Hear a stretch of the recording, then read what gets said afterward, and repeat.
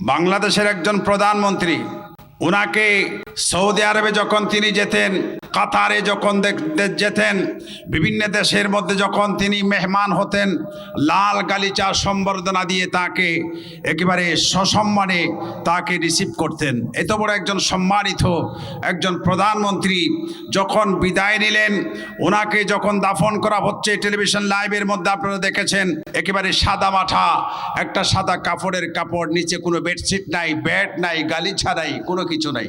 আজকে 3 দিন রাষ্ট্রীয় শোক উদযাপিত হলো, তৃতীয় দিবস। আপনারা জানেন বাংলাদেশের সাবেক তিনবারের প্রধানমন্ত্রী মরহুমা বেগম খালেদা জিয়া তিনি বিদায় নিয়েছেন। সরকার 3 দিনের রাষ্ট্রীয় শোক ঘোষণা করেছে। আলহামদুলিল্লাহ।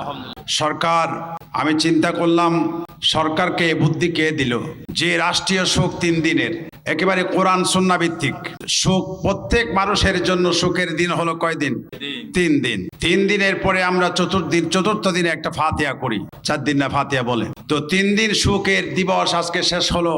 এত বড় একজন প্রধানমন্ত্রী, উনি যাবার সময় আমি শুনতে পেলাম যাবার সময় কবরে অনেক সম্পদ দৌলত নিয়ে গেছে।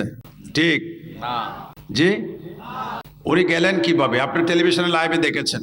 বাংলাদেশের একজন প্রধানমন্ত্রী, উনাকে সৌদি আরবে যখন তিনি যেতেন, কাতারে যখন যেতেন, বিভিন্ন দেশের মধ্যে যখন তিনি মেহমান হতেন, লাল গালিচা সম্বর্ধনা দিয়ে তাকে একেবারে সসম্মানে তাকে রিসিভ করতেন। এত বড় একজন সম্মানিত একজন প্রধানমন্ত্রী যখন বিদায় নিলেন, ওনাকে যখন দাফন করা হচ্ছে, টেলিভিশন লাইভের মধ্যে আপনারা দেখেছেন, একেবারে সাদা মাঠা একটা সাদা কাপড়, নিচে কোনো বেডশিট নাই, বেড নাই, গালিচা নাই, কোনো কিছু নাই।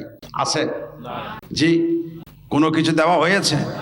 কোনো কিছু দেওয়া হয়নি। একেবারে খালি হাতে প্রধানমন্ত্রী শুয়ে গেলেন। মুসলমান হিসেবে আমরা দোয়া করি আল্লাহ যেন তার কবরকে জান্নাতের বাগান বানিয়ে দেন। একটু জোরে বলুন না আমিন।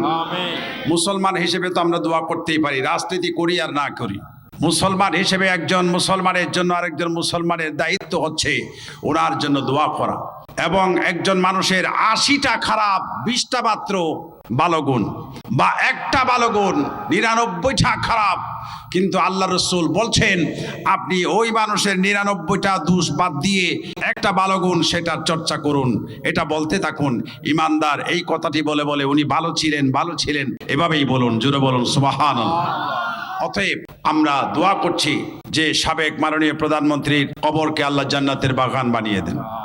যে কেউ ইন্তেকাল করলে আমরা দোয়া করি, কারণ আমরা আহলে সুন্নাত ওয়াল জামাত, আমাদের আকীদা হচ্ছে প্রত্যেক মুসলমানের জন্য দোয়া করা।